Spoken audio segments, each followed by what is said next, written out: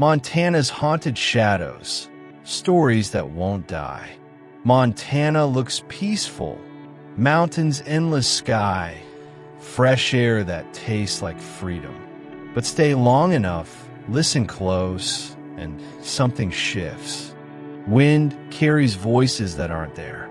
Roads play tricks on drivers. Towns hold secrets behind locked doors. People vanish, but something else takes their place. Ghosts walk, monsters lurk, and the past refuses to stay buried. So go ahead, call them legends. Just hope they don't hear you. Flathead Lake Monster. Something's watching from below. Flathead Lake is deep, so deep that no one really knows what's at the bottom. On the surface, it looks peaceful. Blue water, endless sky, boats bobbing along. But every so often, something moves beneath. Something big. The Kootenai people spoke of it first. A creature that lurks in the deepest parts, waiting. Then came the reports. In 1889, a steamboat captain and his crew spotted a long, dark shape twisting under the waves. It surfaced, rippled the water, then sank without a sound. Fishermen tell stories of their lines being yanked down, their boats nearly tipped. Swimmers feel unseen currents pulling at their legs. A family once watched a shadow glide beneath their canoe, so wide, so long, it blocked out the sunlight. Skeptics say it's a giant sturgeon, but believers know better. The lake is too deep, too quiet. The water swallows light, swallows sound, swallows anything that gets too close. Some people laugh at the stories. They still go fishing and still swim out past the docks. But locals? They keep their distance. Because if something's down there, it's been waiting a long time. And one day it might stop waiting. Hitchhiker of Black Horse Lake. A ride you'll regret. The road outside Great Falls stretches for miles, straight and empty. A lonely place at night, where headlights carve tunnels through the dark. Drivers tell themselves they're alone, until they see him, a native man, standing motionless at the roadside, staring. You glance away, blink, and suddenly, he's in front of the car. No time to stop. Impact should throw a body. But there's no thud, no scream, just an awful silence. Then you see it, a face pressed against the windshield, smiling. Truckers whisper about it at diners, lowering their voices, eyes darting to the windows. Some say if you don't stop, your car breaks down a few miles later. Others swear they've seen his reflection in their rear-view mirror, grinning at them from the back seat. People have tried to explain it away. A trick of the eyes, a lingering guilt over stolen land. But those who've seen him don't argue. They grip the wheel a little tighter, keep their eyes on the road, and if they see a man standing alone at night, they don't slow down. Because once you see him, he doesn't forget you. Sacrifice Cliff, the leap that never ends. Billings looks peaceful. Quiet streets, rolling plains, blue sky stretching forever. But just outside town, a cliff rises from the earth, jagged and sheer. Stand at the edge, and the wind feels different, colder, heavier, full of voices. A long time ago, 2 Crow warriors rode to this cliff, blindfolded, their horses galloping toward the edge. Their village had fallen to smallpox, their families gone. They saw no reason to stay. They never hit the ground, at least not completely. Hikers report hearing hoofbeats at dusk, the rhythmic pounding of unseen riders. But the ground below is empty. No tracks, no dust kicked up, just silence. Others claim to hear voices in the wind. Not words, but pleading. Soft, urgent, impossible to ignore. And then there's the feeling, the pull. People step close just to look and feel it, like unseen hands on their back, pressing, pushing. Or maybe it's an invitation. The crows say their spirits still fall, over and over, never reaching the bottom. That's why the grass at the cliff's edge never grows thick. That's why the wind always wails. And that's why you should never stand too close. Little people of Pryor Mountains, watch where you step. Pryor Mountains don't like visitors. They look normal enough. Rocky ridges, twisted pines, but something in the air feels wrong. Birds don't sing here. Wind moves without sound. And people go missing. The crow tells stories of the little people. Small, human-like, but not right. Their faces stretch too long, their fingers too thin. They move fast, vanishing between the rocks, always watching. Sometimes they help, but only if they like you. If they don't, things go bad. A hunter once left his rifle by his tent. Woke up to find it bent at the barrel, warped like wet clay. A hiker heard laughter in the trees, high-pitched, childlike, but hollow. He followed it, stepping carefully. When he turned back toward camp, his footprints had vanished. The rules are simple. Don't whistle. Don't take anything. And if you hear giggling from the rocks, don't look. Locals don't camp in the Pryors. Too many stories, too many disappearances. Nobody wants to wake up and find tiny footprints circling their tent. Or worse, find nothing at all. Because when the little people decide you don't belong, you don't come back. Liver-eating Johnson, man or monster? John Jeremiah Johnson was a man once. Then the crow took his wife, and something inside him broke. They say he started hunting them, one by one, through Montana's frozen wilderness. Killing wasn't enough. He cut out their livers, ate them raw, said it gave him strength, said it made him untouchable. Nobody knows how many he killed. 50? 100? More? It didn't matter. The crow feared him. He became a shadow in the trees. A nightmare passed between warriors and hushed voices. Johnson grew old, but his legend never faded. People say his ghost still roams the mountains.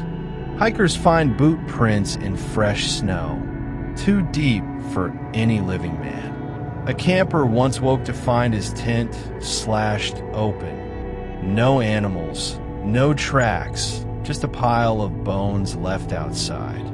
Then, there was the man who camped near Johnson's old hunting ground. He woke up sore, covered in bruises, dark circles pressed into his chest, the shape of teeth.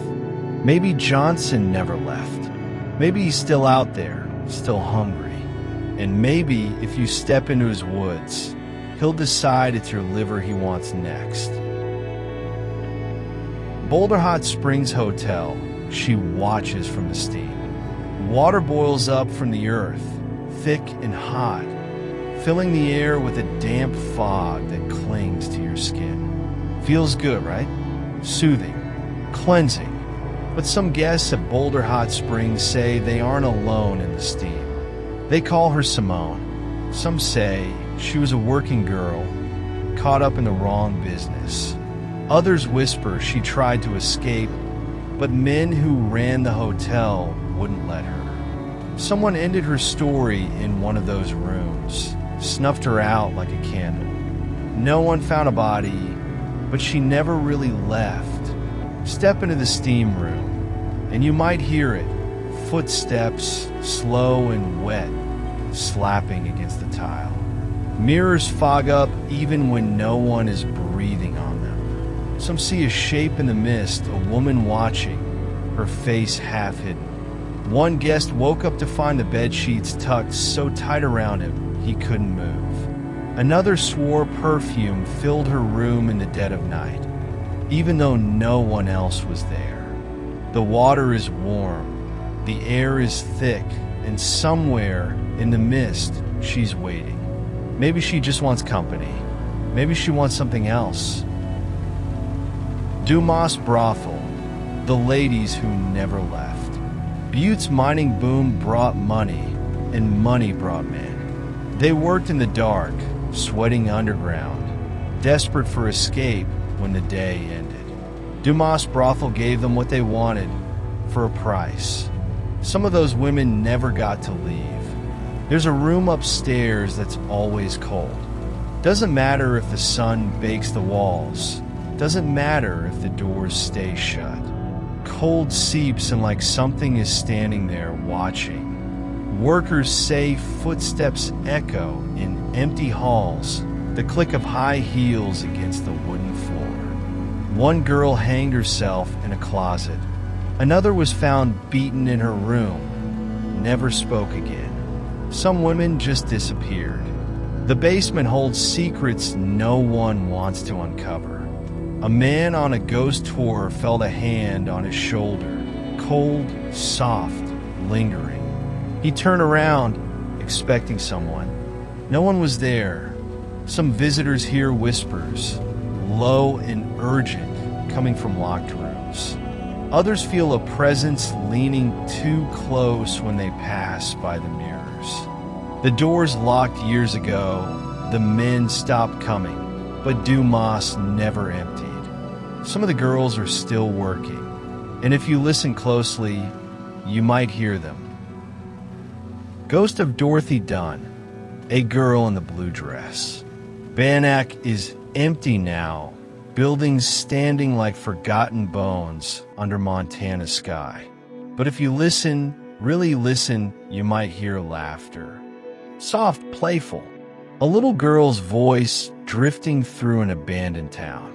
Dorothy Dunn drowned in Grasshopper Creek. Some say she tripped on something hidden under the water. Others swear something pulled her down. Either way, she never made it out.